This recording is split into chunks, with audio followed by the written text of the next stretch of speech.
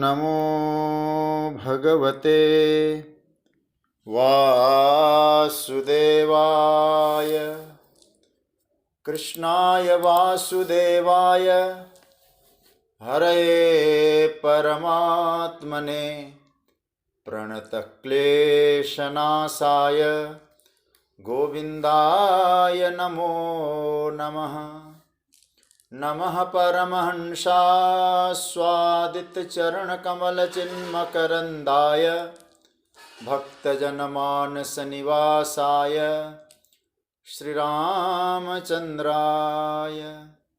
वागीशायस्य वदने लक्ष्मीर्यस्य च वक्ष्यसि यस्यास्ते हृदये संवित्तं नृसिंहमहं भजे। गुरुर्ब्रह्मा गुरुर्विष्णुर्गुरुर्देवो महेश्वरः गुरुस्साक्षात् परब्रह्म तस्मै श्रीगुरवे नमः। भगवत चरण कमलानुरागी सभी आत्मीय प्रिय प्रभु प्रेमीजन, मेरे पितृतुल्य पूज्य पांडे जी और स्वाध्याय परिवार के सभी आदरणीय महानुभाव, स्नेहीजन और विज्ञान के माध्यम से भगवत चिंतन की यात्रा में जुड़े हुए सभी स्नेहीजनों को मैं प्रणाम करता हूँ, वंदन करता हूँ। जय सिया राम, राधे राधे। भगवान की मंगलमय कृपा से हम लोग कुछ दिनों के अंतराल के पश्चात पुनः एक बार श्रीमद् भगवद गीता का आश्रय लेकर चिंतन की यात्रा में हम लोग जुड़े हैं। हम लोग 8 फरवरी को जुड़े थे और यात्रा करते करते आज 22 फरवरी हो गई। बीच में काफ़ी ब्रेक रहा आप लोगों का, क्योंकि हमारी तो व्यस्तता रही। 9 तारीख से आज का डेट है, बीच में एक दिन भी विश्राम नहीं हुआ। विश्राम की तो ज़रूरत ही नहीं, गैप नहीं हुआ, लगातार कार्यक्रम चल रहे हैं। अभी भी 4 बजे तक मैं कथा करके ही लौटा हूँ और भगवान की मंगलमय कृपा है कि भगवान की कृपा से हम लोग गीता का चिंतन कर पा रहे हैं।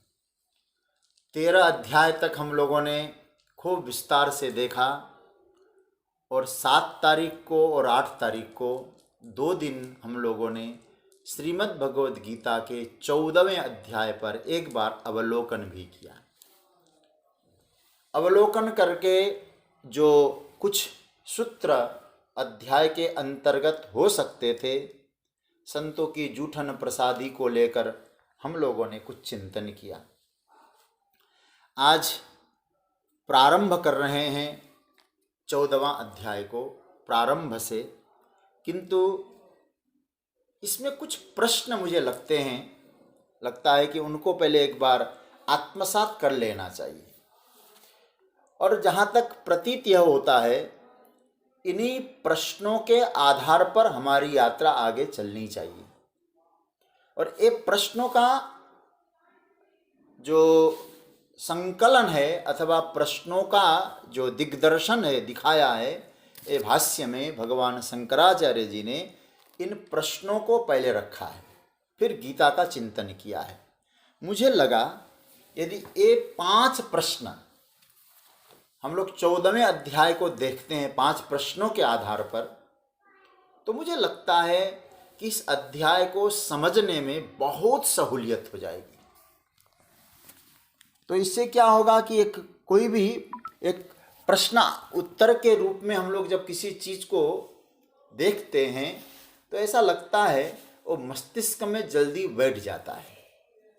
तो इसमें भी मुझे लगा कि इन प्रश्नों को पहले हम नोट कर लें, देखें, फिर हम लोग एक एक करके धीरे धीरे यात्रा करें। देखिए, पहले तो आप सब जानते हैं इस अध्याय का नाम रखा गया है गुणत्रय विभाग योग। तीनों गुणों का अलग अलग विश्लेषण किया गया है, इसलिए गुणत्रय विभाग योग। अब हम लोग इसमें 5 प्रश्न छांट लेते हैं। और सज्जनों, मैं चाहूँगा यदि संभव हो सके तो इन प्रश्नों को आप नोट कर लें। पहला प्रश्न है, कस्मिन् गुणे कथम संगः। पहला प्रश्न, इसका अर्थ होगा किस गुण में क्या संग है।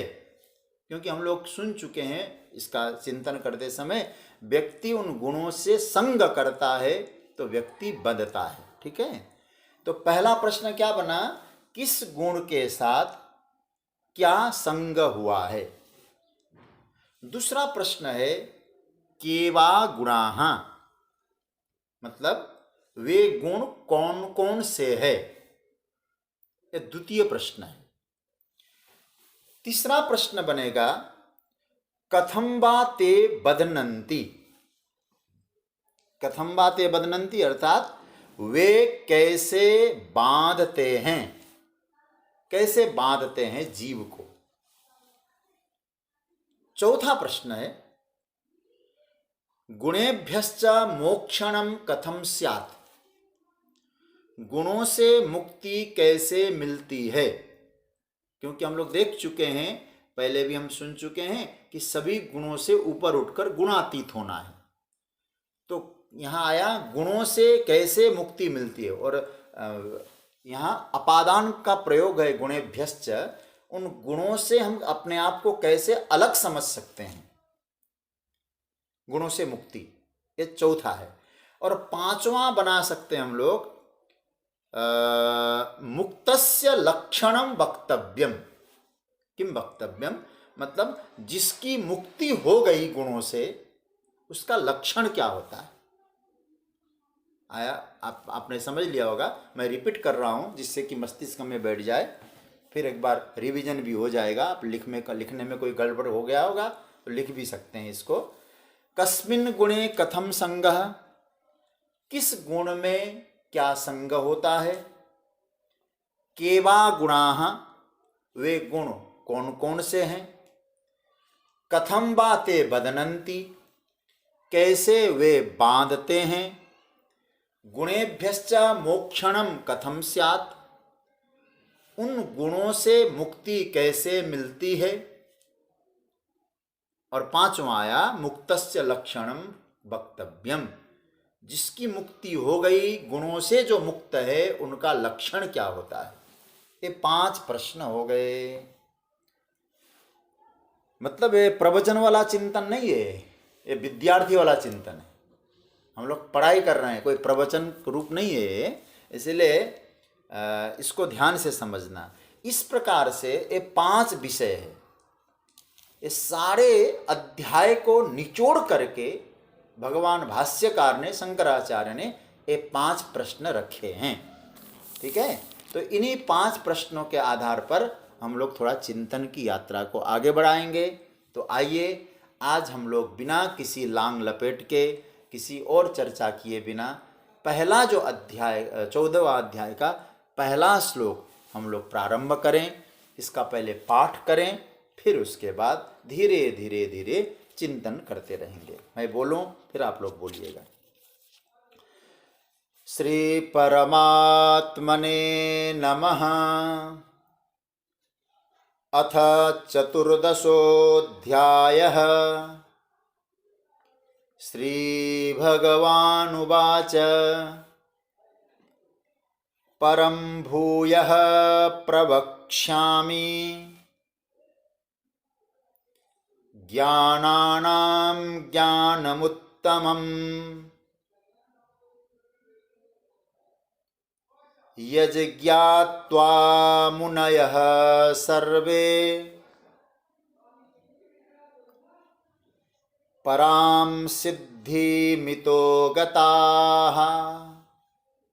परं भूय प्रवक्ष्यामि ज्ञानानां ज्ञानमुत्तमं यज्ज्ञात्वा मुनयः सर्वे परां सिद्धिमितो गताः।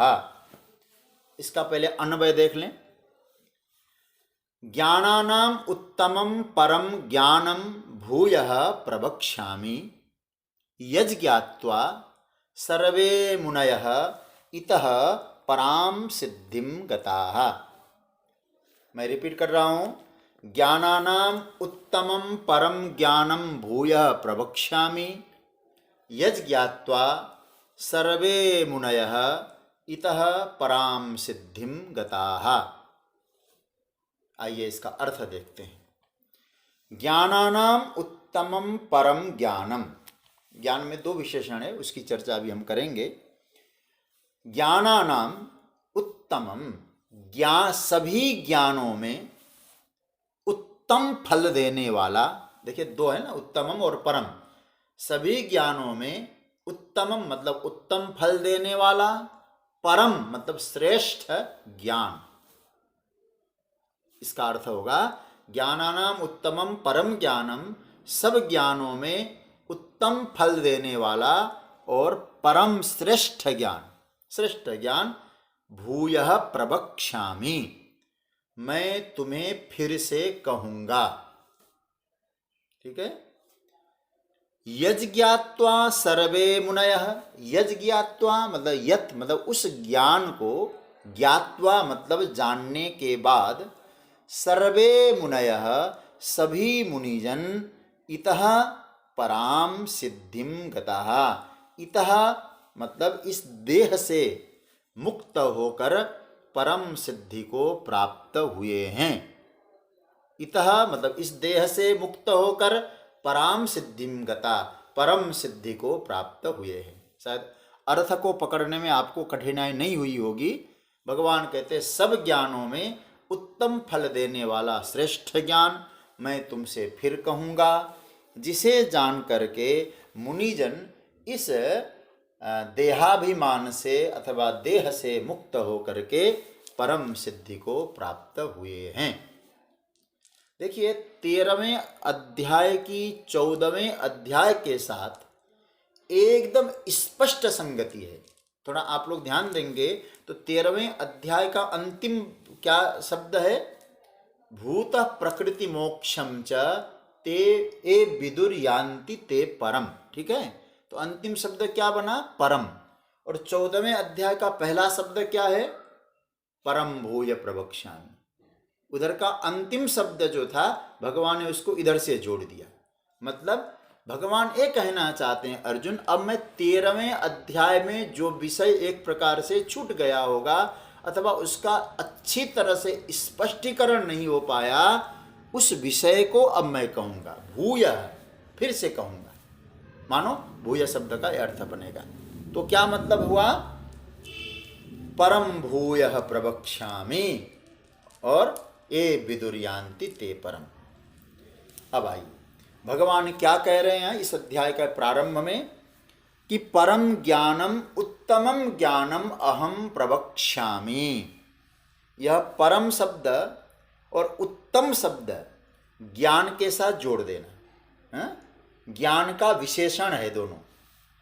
भगवान कहते हैं अर्जुन, मैं तुम्हारे लिए, तुभ्यम तुम्हारे लिए, तुभ्य मतलब शिष्याय, प्रपन्नाय, भक्ताय, और जो तुम समर्पित होना अर्जुन मेरे प्रति, तुम्हारे लिए मैं उत्तम ज्ञान कहूंगा। हे अर्जुन, भगवान का वात्सल्य मानो उमड़ पड़ा। भगवान कहते हैं, भगवान हे अर्जुन मैं तुमसे कहूंगा। क्या कह रहे हैं? भूयः प्रवक्ष्यामि। भूय शब्द का अर्थ क्या है? फिर से कहूंगा। इसके दो अर्थ हमारे आचार्यों ने कहा कि परम शब्द पहले कहा 13वें अध्याय में जो छूटा था वो मैं कहूंगा, अथवा ज्ञान विज्ञान की चर्चा जो मैं 7वें में भी कर चुका हूं, क्योंकि वो 7वें अध्याय का नाम क्या था? ज्ञान विज्ञान योग। वो भी मैं कर चुका हूं, बल्कि फिर से तुम्हारे लिए कहूंगा। भूय शब्द इसीलिए भगवान कहते, एक बार पहले भी भगवान भूय शब्द बोल चुके हैं, आप लोगों को याद आ रहा होगा शायद। भूय शब्द प्रारंभ हुआ था 10वें अध्याय में। भूय एव महाबाहो शृणु मे परमं वचः यत्तेहं प्रियमाणाय वक्ष्यामि हितकाम्यया। यहाँ वहां भूय बोल चुके हैं। और अर्जुन ने भी कहा था भगवान को, जब बोल रहे थे ना, भूयः कथय तृप्तिर्हि, उसी अध्याय के 10वें अध्याय के 18वें श्लोक में, फिर कहिए प्रभु फिर से। तो भगवान फिर उसी भूय शब्द को कह रहे हैं। अर्जुन, तुम बार बार सुनने की इच्छा करते थे, भूयः कथय तृप्तिर्हि, मुझे तृप्ति नहीं मिल रही है। भगवान का वात्सल्य छलक पड़ा अर्जुन के लिए। भगवान मानो अपने हृदय की भावना प्रकट कर रहे हैं। परम भूय प्रवक्ष्यामि। ये जो परम शब्द है ज्ञान का विशेषण है। असल में वाक्य तो आरंभ हो रहा है भूय शब्द से, भूयः प्रवक्ष्यामि। हे अर्जुन, मैं तुम्हारे लिए, मतलब तुम्हारे भाव को देखकर, तुम जो गीता के चिंतन में इतने समर्पित हो रहे हो और गीता के रस का स्वाद ले रहे हो, तुमको देखकर फिर से बोलने को मैं विवश हो रहा हूं। यह भूय शब्द का अर्थ होगा। भूय शब्द में बहुत सारे भाव छिपे पड़े हैं यहाँ, बहुत सारे भाव। भूय अर्थात उक्तम अपि, पहले भी मैं कह चुका हूं, फिर भी कहने के लिए विवश हो रहा हूं। क्या बता रहे? ज्ञानानाम परम ज्ञानम, ज्ञान में जो परम ज्ञान है वह फिर से मैं बता रहा हूं। उत्तम ज्ञान यह है, उत्तमम ज्ञानम। इसको भगवान शंकराचार्य ने क्या उत्तम और परम क्यों दो शब्द लगाए ज्ञान के साथ? बोले उत्तम शब्द ऐसे लगाया, उत्तम फलत्वात्, इसका जो फल होगा ये उत्तम फल होगा। इसलिए उत्तम शब्द का अर्थ है फल रूप, देख लेना थोड़ा, हा? उसका परिणाम उत्तम होगा। इस ज्ञान का परिणाम उत्तम है। ज्ञान को परम इसलिए कहा गया क्योंकि ज्ञान का विषय परम है। इसलिए बहुत प्यारा भाष्य है, तच्च परवस्तु विषयत्वात्। ज्ञान का विषय परम होने के कारण अर्जुन इसे परम कहा जाता है। ज्ञान का फल उत्तम होने से उत्तम, और विषय है परम। ध्यान देना, मुख्य शब्द क्या है? मुख्य शब्द है ज्ञान। ठीक है, आप लोग ग्रंथ पे ध्यान देते रहिएगा। मुख्य जो शब्द है जिस पर भगवान कहते हैं ज्ञान, लेकिन उसमें दो भगवान ने विशेषण लगा दिया, परमम, परम और उत्तम। ठीक है, परम और उत्तम। परम विषय है, उत्तम फल है। भगवान कहते ज्ञानम बक्ष्यामि। कैसा ज्ञान? ज्ञानम परम बक्ष्यामि, ज्ञानम उत्तमम बक्ष्यामि। ज्ञानानां मध्ये परम ज्ञानम और ज्ञानानां मध्ये उत्तमम ज्ञानम तत् अहम प्रवक्ष्यामि, मैं उसको बोल रहा हूं। ठीक है, ये तो बात समझ में आया। अर्थात इसका विषय भी श्रेष्ठ है, परम है, और इसका फल भी उत्तम है। ऐसे ज्ञान को मैं बता रहा हूं, प्रवक्ष्यामि।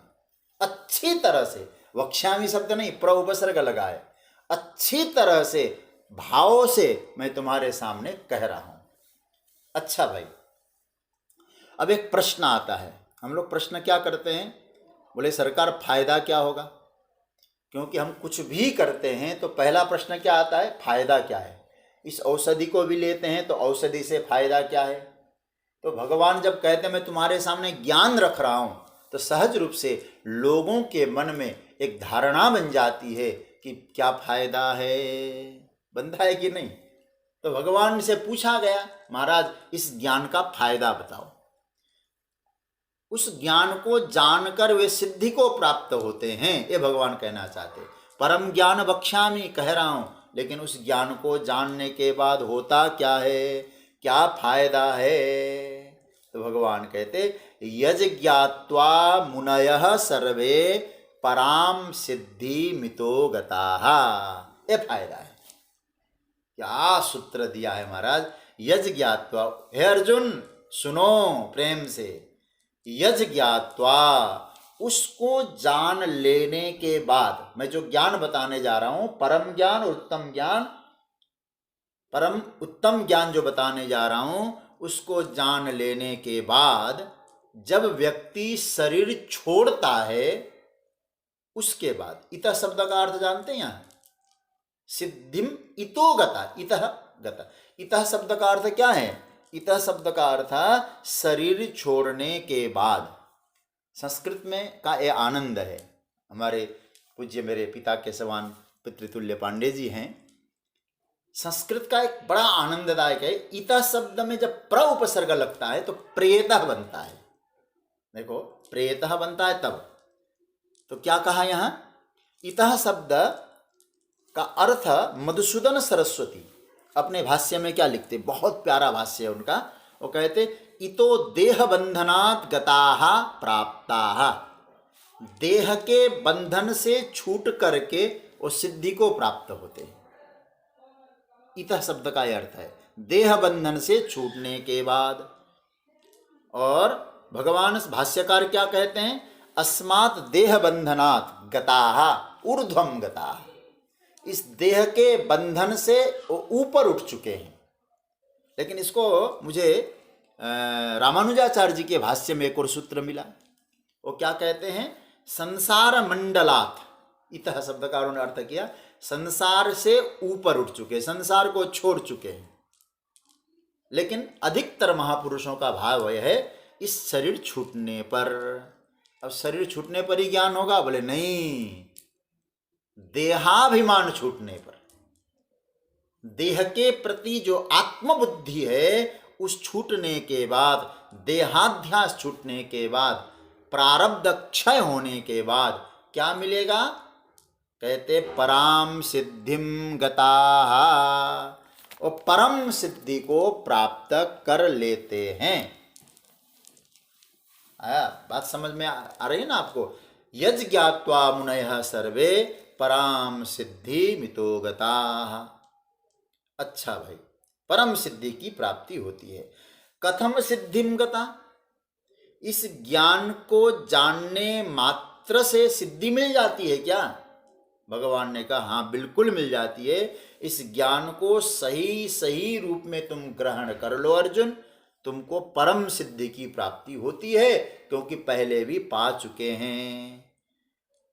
क्या बताने जा रहे हैं आप? तो भगवान कहते हैं यदि आपने इस ज्ञान को, मतलब यथार्थ प्रमा को जान लिया, आपके जीवन में यथार्थ प्रमा का उदय हो गया, तो उसे प्रमा मात्र से ही परम सिद्धि की प्राप्ति हो जाती है। देखो भाई, परम सिद्धि में क्या कारण हुआ? प्रमा। मैं प्रमा शब्द अब तो आप लोगों को स्पष्टीकरण करना नहीं पड़ेगा शायद। प्रमा का मतलब क्या है? यथार्थ ज्ञान। परम सिद्धि में प्रमा कारण है, यथार्थ ज्ञान कारण है। परम सिद्धि में कोई कर्म हो वो कारण नहीं होता है। भगवान ने यहाँ स्पष्ट कहा है, आप लोगों का ध्यान ग्रंथ में जाना चाहिए, ज्ञात्वा शब्द का प्रयोग आया है, कर्म कारण नहीं बताया है। हमारे यहाँ बहुत बढ़िया बात कही है, वो सिद्धि में कोई कर्म क्यों न हो, वो कर्म चाहे स्थूल हो चाहे सूक्ष्म हो, सिद्धि में कर्म कारण नहीं हो सकता है। स्थूल कारण क्या है? स्थूल सूक्ष्म कारण क्या है? बोले स्थूल कारण तो जैसे कर्म इत्यादि है, और सूक्ष्म कारण उपासना इत्यादि है। उपासना से आपका मल विक्षेप दूर हो सकता है, लेकिन यह मलादि दूर करने का साधन कहा गया है। किंतु भगवान कहते न उपास्यगता न कृत्वागता किंतु ज्ञात्वा परम सिद्धिम गता, जान करके ही परम सिद्धि को वे प्राप्त करते हैं। सीधी सी बात कहेंगे, देहाध्यास से ऊपर उठकर ही, बस, और कोई कारण नहीं। इस देहाध्यास से जब तक उठेंगे नहीं, देह में आत्मबुद्धि बनी हुई है, परम सिद्धि की कल्पना बेमानी है। ठीक है, तो कहते हैं इतः शब्द का अर्थ हुआ देहाभिमान से ऊपर उठना। अच्छा महाराज, कौन जानते हैं भाई, कौन ऊपर उठ सकते हैं? उसके अधिकारी कौन है? उसको जानने का कायदा क्या है? फायदा तो आपने बता दिया, परम सिद्धि की प्राप्ति। कायदा क्या है? अधिकारी कौन है? भगवान ने एक शब्द का प्रयोग किया, सर्वे, दो शब्द कहूं, सर्वे मुनयः, यज्ञात्वा मुनयः सर्वे, सर्वे मुनय, सभी मुनिजन ये अधिकारी है। मतलब वो ज्ञान पाने के अधिकारी कौन है? सभी मुनिजन अधिकारी है। मतलब क्या हुआ? जिन्होंने इस ज्ञान को जाना, अथवा जो इस ज्ञान को जान सकते हैं, वे मुनि। इसको जानने वाले मुनि है, अथवा जो इसको जान सकते हैं वो मुनि है। यहाँ मुझे लगता है कभी कभी भगवान की कितनी बड़ी कृपा है। लोगों की रुचि बढ़े तो भगवान ने कह दिया कि परम सिद्धि को देने वाला, और जो अधिकारी जहाँ तक है उस अधिकारी में इतना संक्षिप्त शब्द दिया मुनयः। यह प्रभु की कृपा है। बता रहे हैं ज्ञान तो उत्तम फलदायी है अर्जुन, किंतु उस ज्ञान को जानने के लिए एक आपके पास योग्यता चाहिए। जैसे कोई बहुत बड़ा इवेंट होता है ना, वहाँ जाने के लिए आपको पास की जरूरत होती है। इसलिए हम लोग कभी कभी फोर्स करते हैं, हमको भी पास मिल जाए एक। तो कहते हैं वो परम सिद्धि, यहाँ भगवान कहते हैं एक पास तैयार करो, एक क्वालिफिकेशन तैयार करो, एक योग्यता तैयार करो। वहाँ जाना है हमको, परम सिद्धि पाना है, तो आपको एक पास चाहिए, गेट पास। महाराज यदि वो पास नहीं बना है तो बनाने का प्रयास करो। क्या बढ़िया भाव दिया है ठाकुर जी ने। अथवा मैं ये कहूँगा बनाने का प्रयास, बनने का प्रयास करो। बाकी कुछ भी बन जाओ काम नहीं बनेगा, ऐसा पास चाहिए आपको। पात्रता क्या है, वो योग्यता क्या है, उसकी क्वालिफिकेशन क्या है। तो भगवान ने एक शब्द में सारी योग्यताओं का वर्णन किया। और मैं सज्जनों इस पर आप लोगों का ध्यान चाहूँगा, वो शब्द है मुनयः। मुनयः अधिकारी, जो मुनिजन है वो पाते हैं। तो मुनि कौन है फिर? ऐसे कपड़े पहने हो, जटा धारण किए हो, घर द्वार छोड़ के भाग गए हों, वो मुनि है? बोले नहीं, मुनयः मतलब मननशीलाः। रामानुजाचार्य जी ने भी इसको मननशीला कहा, लेकिन भगवान भाष्यकार ने थोड़ा एक और शब्द जोड़ दिया, मननशीला सन्यासिनः। मननशील लोग हैं। जब हम किसी को कहते हैं मननशील, मुनि, याद रखना इस मुनि शब्द के गर्भ में बहुत सारे भाव हैं, बहुत सारे अर्थ हैं। हमारे चिंतकों ने, आचार्यों ने इस मुनि शब्द पर बहुत गंभीर चिंतन किया है। मुनि कौन है, मननशील कौन है? जो उस परम सिद्धि को पा सकते हैं। मननशील बनना है, मुनि बनना है, तो कुछ आपके पास सामग्रियां आनी चाहिए। आज हम इन सामग्रियों पर चिंतन करेंगे। कुछ चीजों को आप एकत्रित करो। संग्रह करना, ऐसा कहा जाता है अधिक वस्तुओं का संग्रह नहीं करना चाहिए, लेकिन यदि मुनयः मतलब अधिकारी बनना चाहते हैं, इस ज्ञान को पाना चाहते हैं, तो सज्जनों आप में कुछ चीजों को संग्रह करना ही पड़ेगा आपको। तो मननशील होने के लिए सबसे पहली चीज, धीरे धीरे आप लोग नोट करते रहेंगे, पहली संपत्ति क्या है? एकाग्रता की संपत्ति। पहला, आपके जीवन में एकाग्रता की संपत्ति चाहिए। ठीक है? एकाग्रता के बिना आप मुनि हो ही नहीं सकते। और दूसरा, मैं धीरे धीरे अभी विस्तार से चर्चा करूंगा इस विषय पे। दूसरी बात आई है, उपरामता चाहिए। उपराम शब्द आता है ना, उपरामता चाहिए। उपरामता का अर्थ क्या हुआ? मतलब अन्य विषयों से चित्त को हटा लेने की शक्ति आप में होना चाहिए। एकाग्रता। दूसरा सूत्र बताया उपरामता। जो फालतू काम है उनसे आपकी चित्त की वृत्ति हट जाए, यदि आपको मनन करना है तो। जैसे कोई चीज ऐसी होती है ना जो हमारे किसी काम की नहीं होती है, लेकिन दिन भर दिमाग उसी में दौड़ा के रखते हैं। इसलिए तो भगवान राघवेंद्र सरकार सबरी माता को उपदेश करते समय क्या कहते हैं? छठ दमशील, संयमित रहो, शीलवान बनो, लेकिन विरति बहु कर्मा।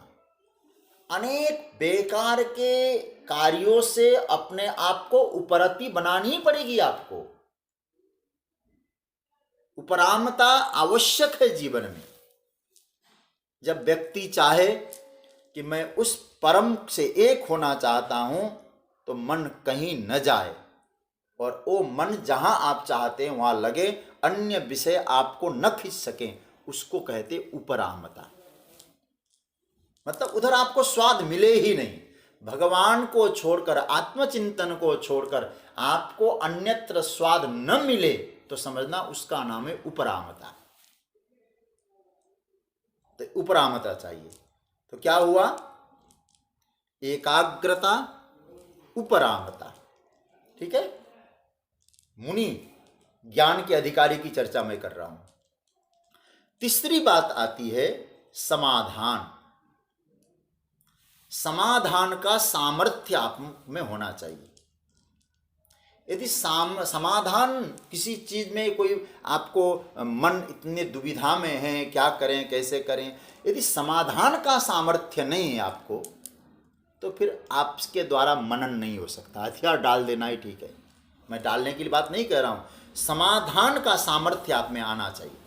मनन करने के लिए शुरुआत में 3 बात, मैं अभी विस्तार से जाऊंगा कितनी और बातें चाहिए, 3 बातें तो आप पकड़ ही लीजिए। अब एक चौथी बात भी मैं आपके सामने रख लूं।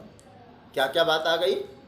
एकाग्रता, उपरामता, तीसरी बात आई समाधान। चौथी बात भी एक आएगी, उसका नाम है आपने जिस विषय को चुना है उसमें आपको रस मिलना चाहिए, रसास्वादन। चौथा सूत्र मैं दे रहा हूं आपको, रसास्वादन। आप लोग इन सूत्रों को पकड़ के रखना, बहुत काम आएंगे। रसास्वादन बहुत जरूरी है। अर्थात जितना ही रस आएगा आपको उतना ही समाधान मिलता जाएगा। जिस विषय में रस आता है वहां समाधान भी मिलता है। तो इन साधनों को आप तैयार करें। कई बार होता है, कैसे तैयार करना चाहिए? मैं तो आपसे कहूंगा, आप लोग मेरे अपने हैं इसलिए कहूंगा, परिश्रम पूर्वक तैयार करें। आज आप परिश्रम करते हैं, जिस चीज को पाने के लिए आज आपने परिश्रम किया है, कल वही चीज आपके लिए सहज बन जाते हैं। अगर कोई चीज हमारे हित के लिए है ना,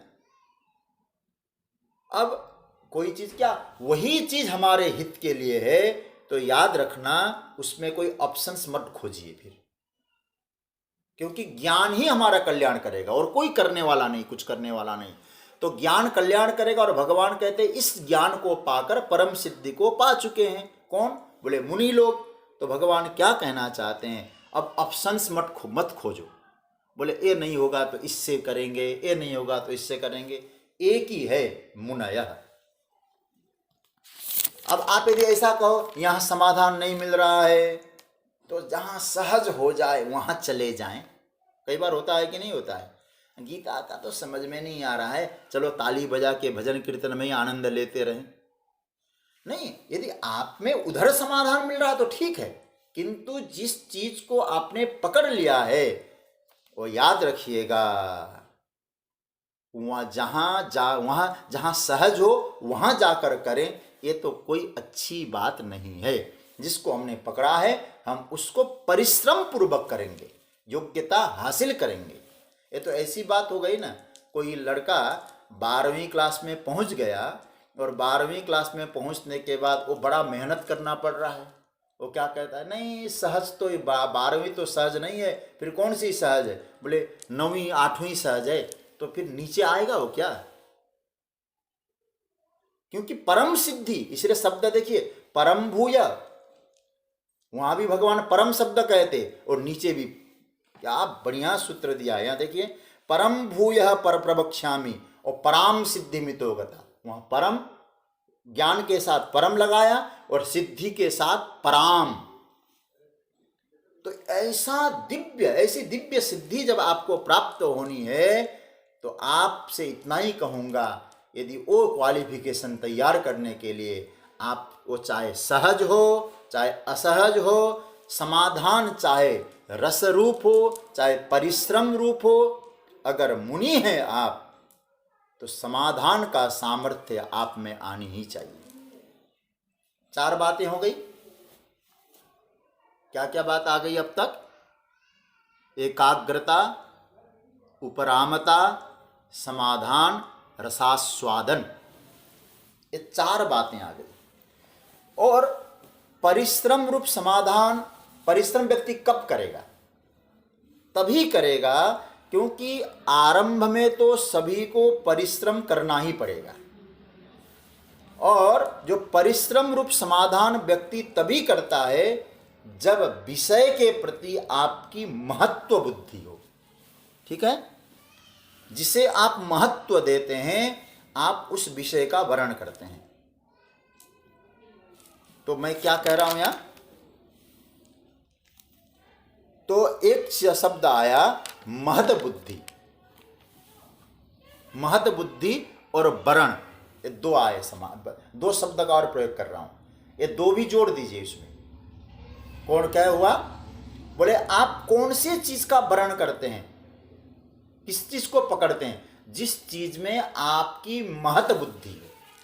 तो क्या बनना, तो महत्व बुद्धि भी उसमें एक साधन है, पांचवा साधन है महत बुद्धि, उस विषय के प्रति महत बुद्धि चौथा साधन बन जाएगा।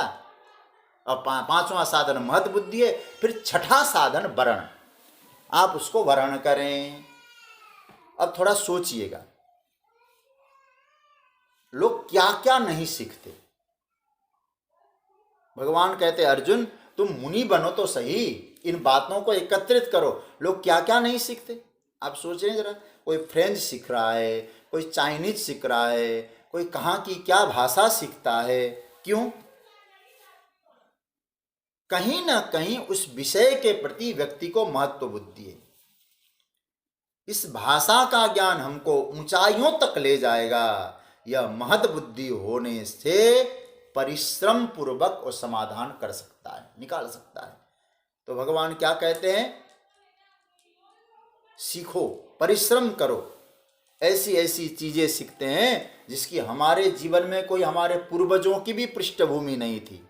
यह है भगवान कहते आप क्यों सीख रहे हो उसे, आपकी महत बुद्धि है, उसको महत्व दे रहे हैं। जैसे गीता क्यों सीखते हैं, गीता को आपने महत्व दिया है, महत बुद्धि है।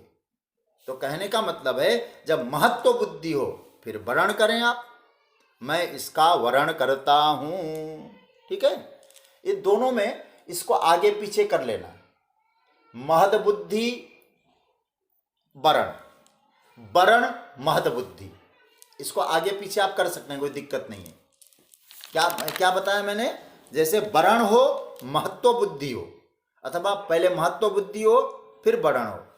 उपराम एकाग्रता, उपरामता, समाधान, रसास्वादन, वर्ण महत्व बुद्धि अथवा महत्व बुद्धि वर्ण, ये कितने हुए, 6 साधन बताए गए। सज्जनों, इसका तात्पर्य क्या हुआ,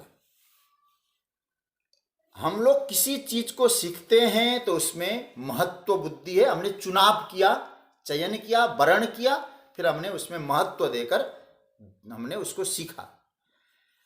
इसका तात्पर्य हुआ वर्ण भी होना चाहिए, आप चयन भी करो, उसको स्वीकार भी करो, महत बुद्धि भी चाहिए और वर्ण भी चाहिए। ये मुनि शब्द में बहुत सारे भाव है।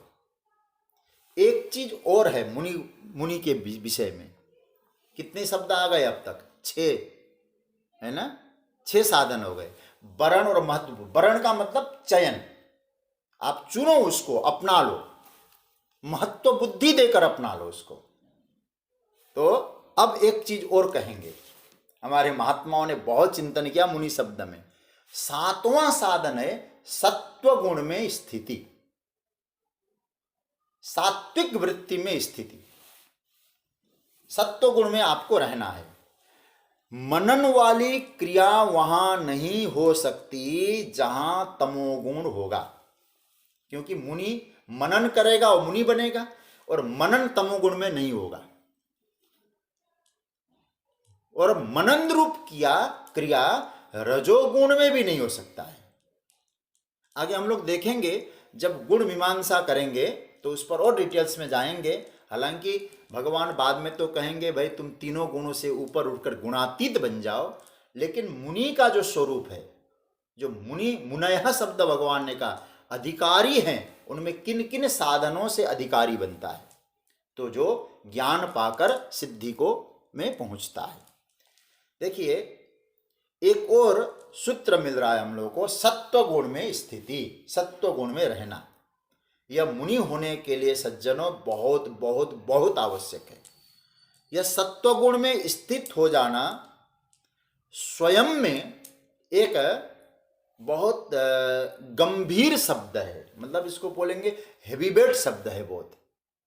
सत्व गुण में स्थित हो जाना, उसमें भी फिर क्या क्या आएगा भाई, बात तो भाई दूर तक जाएगी। सत्व गुण में स्थित होना पड़ेगा। फिर क्या होगा, सत्व गुण, क्योंकि भगवान आज्ञा दे चुके हैं। आप लोगों ने पढ़ा है कि नहीं पढ़ा है इसको? दूसरे अध्याय में आप लोगों ने अध्ययन किया है ना। त्रैगुण्य विषया वेदा निस्त्रैगुण्यो भवार्जुन निर्द्वंदो नित्य सत्वस्थो निर्योगक्षेमात्मवान। नित्य सत्व में स्थित हो जाओ। सत्वगुण में आपको रहना पड़ेगा। यदि ज्ञान को पाना है, सत्वगुण तक रहना होगा। सत्वगुण में, तो सत्वगुण में रहने का मतलब क्या हुआ, इसको और गंभीरता से सोचिएगा। वहां फिर सत्वगुण के विरोधी जितने भी तत्व है उसको त्याग करना पड़ेगा। है तो कठिन, लेकिन साधन संबंधी बात आ रही है तो इसलिए मैं बोल रहा हूं। जैसे सत्वगुण विरोधी भोजन का त्याग करो, सत्वगुण विरोधी दिनचर्या का त्याग करो। मुनि बनना है, ज्ञान को पाकर परम सिद्धि को पाना है। सत्वगुण विरोधी संग का त्याग, सत्व विरोधी वातावरण का त्याग, सत्व विरोधी, सत्वगुण का विरोध करने वाले पुस्तकों का त्याग, सत्वगुण को विरोध, जहां सत्वगुण के प्रतिकूल है उन विचारों का त्याग। और कलेजे की बात कह दूं, हिम्मत की बात कह दूं, सत्वगुण विरोधी परिवार को भीतर से त्याग। क्योंकि मेरे सात्विक वृत्ति में व्यवधान है तो केवल व्यवहार के लिए परिवार का पोषण है। मैं अपनी वृत्ति को क्यों बिगाड़ूं? सत्वगुण विरोधी मतलब सत्व चाहिए जीवन में। यह सचमुच यह बात तय हो गई है कि मुझे सत्वस्थ होना है, क्योंकि भगवान कह चुके हैं नित्य सत्वस्थ। मेरे जीवन की कसौटी है। प्रभु ने आदेश भी दिया है दूसरे अध्याय का 45वें श्लोक में, नित्य सत्वस्थो भव। मतलब स्वाध्याय भी ऐसा हो जो सत्व गुण को बढ़ाता हो, कर्म भी ऐसा करें जहां सत्व गुण की वृद्धि हो, संग भी ऐसा मिले हमको जहां सात्विक वृत्ति को व्यवस्थित बनाता हो, वृद्धि करता हो। इन बातों को थोड़ा सोचते रहना चाहिए कि साधकों को कैसा भोजन करना चाहिए, मेरी दिनचर्या कैसी हो रही है। क्योंकि गीता का चिंतन कर रहे हैं तो चिंतन ये भी करना है कि मेरी दिनचर्या भी एक कसौटी है। मुझे दिनचर्या में सत्वगुण कितनी मिलती है, सत्वगुण की मात्रा कितनी मिलती है। मैं सत्वगुण की मात्रा भी ना कहूं, मुझे मेरी दिनचर्या में सत्वगुण का टॉनिक कितना मिलता है। हाँ, मैं एक बात स्पष्ट पहले कह दूं, 24 घंटा व्यक्ति सत्वगुण में स्थित रह नहीं सकता। ये तो आप सब जानते हैं, गीता के चिंतक लोग। लेकिन अब सोना भी पड़ेगा, विश्राम नहीं होगा तो काम नहीं बनेगा, तो सोना तो फिर तमोगुण हो जाएगा।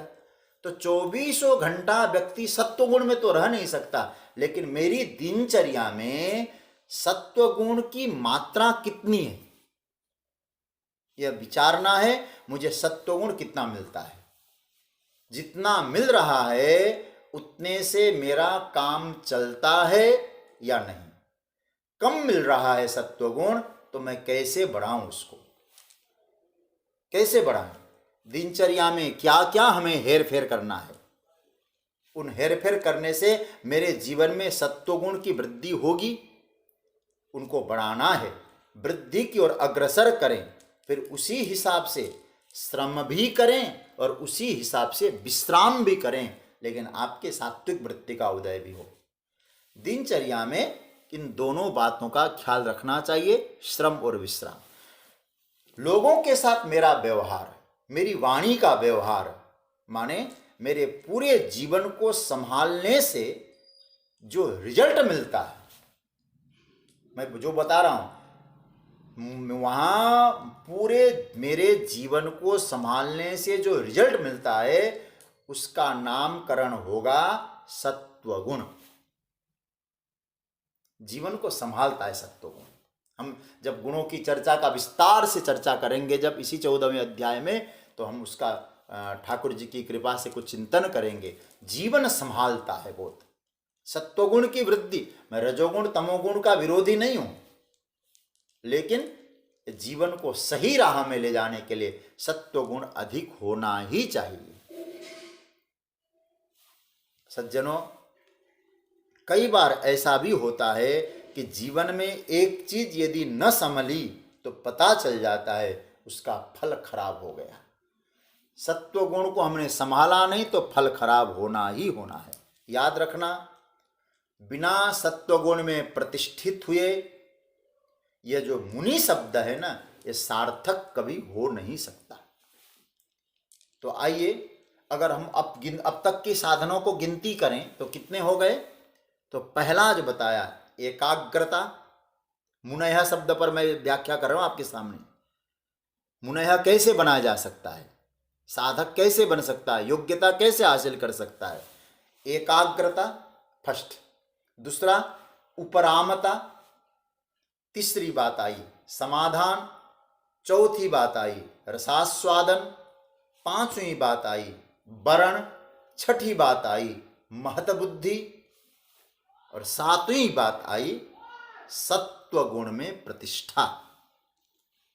ये 7 बातें अब तक हम लोगों ने देखा।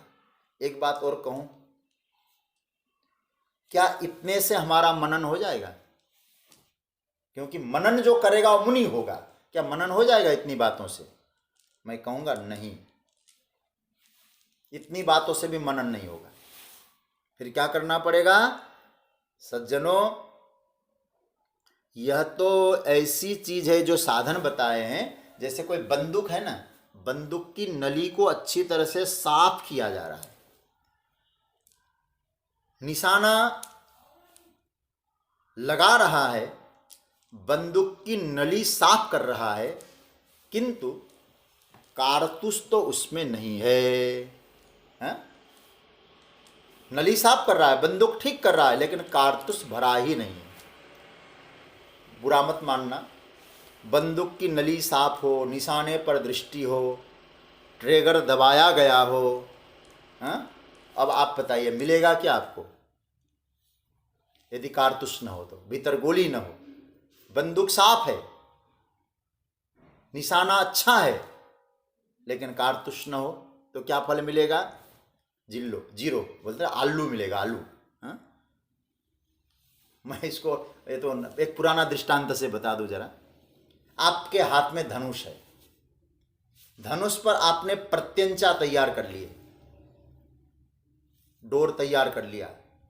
अब उसके बाद आपने धनुष को बहुत सुंदर धनुष है, बहुत सुंदर धनुष है, और जैसे ही आपने खींचा कान तक निशाना इस तरह मिलाया, एकदम निशाना सटीक है, लेकिन बाण नहीं। क्या बनेगा फिर काम? तो मैं आपसे कह रहा हूं, मनन के लिए सामग्री चाहिए। इन सामग्रियों को आपने इकट्ठा किया जिस पर आप मनन कर सकते हैं। मनन की रीति, मनन की नीति आपने जान लिया, जानना चाहिए, मगर वह न हो,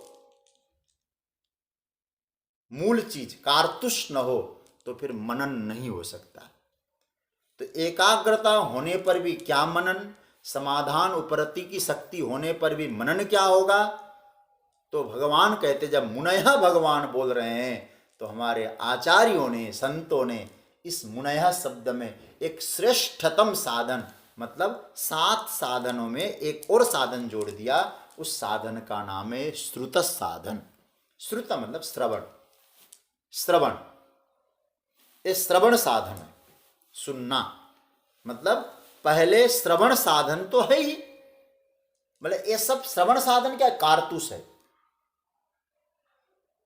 कारतूस ही श्रवण है। याद रखना, आप लोग जो सुन रहे हैं ना, यही सबसे बड़ा साधन है सज्जनों।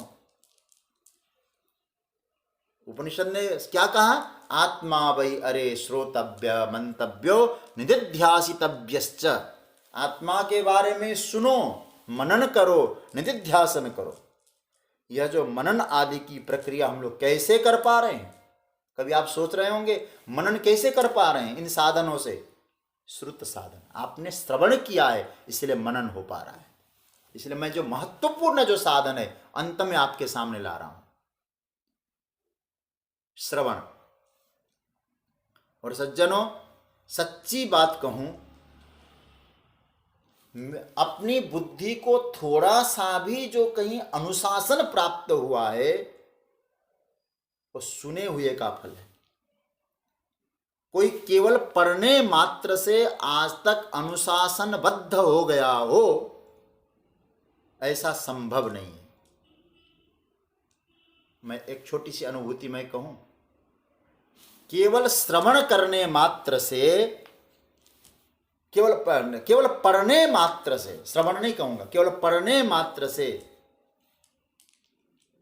किसी का जीवन सुधर गया हो, मुझे तो नहीं लगता। मेरा तो हुआ ही नहीं, मेरा अनुभव है।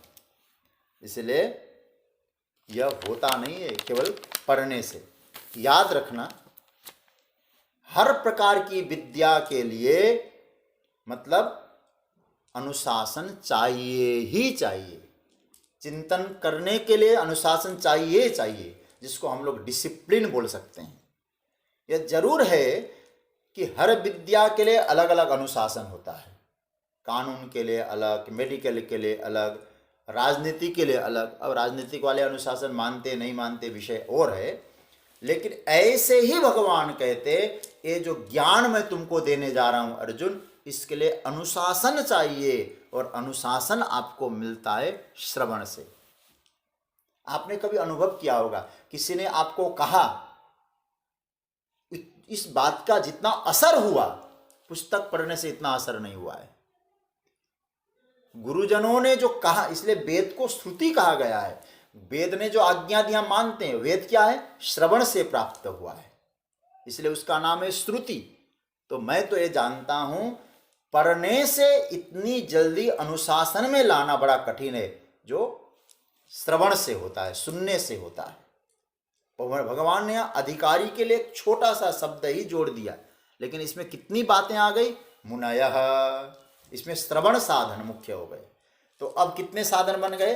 मैं इसको पुनः एक बार रिपीट करके इस प्रकरण को मैं विराम की ओर भी ले जाऊंगा, फिर गिना रहा हूं आपको। एकाग्रता, उपरामता, समाधान, रसास्वादन, वरण, महत बुद्धि, सत्वगुण में स्थिति, और अंतिम साधन कहूं जो मुख्य साधन है, श्रवण, श्रुत साधन। तो भगवान तो यहां अधिकारी के लिए एक छोटा सा शब्द हीरे की तरह जड़ देते हैं। उस शब्द का नाम है मुनयः। अर्जुन, यह शब्द मनन करो। इस शब्द पर भगवान भी बताते हैं कि अर्जुन, यह शब्द इतना रेयर नहीं है, अतः इस शब्द को मैं बहुवचन में कह रहा हूं। ध्यान से सुनिएगा, बहुवचन में कह रहे, मतलब मुनयः। क्यों बोल रहे हैं बहुवचन में? इन साधनों से उस तत्व को कोई भी हासिल कर सकता है, कोई भी पा सकता है। यह मत कहना कि किसी को भी मिलता होगा, सबको नहीं मिलता होगा। भगवान ने कहा मुनयः, बहुवचन, बहुसु बहुवचन। और याद रखना, हमारे पूज्य पांडे जी विराजे हैं, सर्वे मुनयः। ये बहुत प्यारा मंत्र आया भाई। जब मुनि कह दिया है तो वहां सर्व लगाने की जरूरत क्या पड़ी थी? सर्व नहीं लगाते, क्योंकि मुनयः कल कह दिया तो ऑलरेडी बहुवचन है, तो सर्वे लगाने की कोई आवश्यकता यहां नहीं थी। मुनयः शब्द कह दिया, भगवान यहां इसीलिए सर्वे लगाते हैं कि हम सबका उत्साह बढ़ाते हैं। उत्साह बढ़ा रहे हैं। क्या उत्साह बढ़ा रहे हैं? सर्वे मुनयः ज्ञात्वा सिद्धिम इतो गताः। यदि कोई कहे, अरे भाई ये ज्ञान किसको होता है, बड़ा कठिन है, सबको संभव नहीं है, उनके छलावे में मत आइए। भगवान का एक ढिढोरा पीटा गया घोषणा है। भगवान कहते हैं जो भी इसमें आ सकता है वो आए और इन साधनों को एकत्रित करे, वो अधिकारी बन जाएगा। मुनयः शब्द को अधिकारी के रूप में लेना। ये जो छोटा सा शब्द है सर्वे मुनयः, तो इसमें इतने 8 प्रकार के भाव ठाकुर जी ने कह दिए हैं। तो इन भावों को सत्वगुण और अंत में आया शुद्ध, तो इन 8 भावों में जो शब्द बना है वो है मुनयः। तो किसी व्यक्ति ने कुछ कह दिया, उसके बिल्कुल छलावे में ना आकर आप इन 8 साधनों को पकड़कर अधिकारी बने, और अधिकारी बनने के बाद आप उस तत्व को जानेंगे। जानने का परिणाम पराम सिद्धिम गताहा, शरीर का अभिमान छूटेगा और उसके बाद देहाभिमान छूटने के बाद परम सिद्धि की अनुभूति आपको होगी। ये भगवान कह रहे हैं। 1-2 निवेदन मुझे आप लोगों से करना है। तो आज इस चर्चा को मैं विराम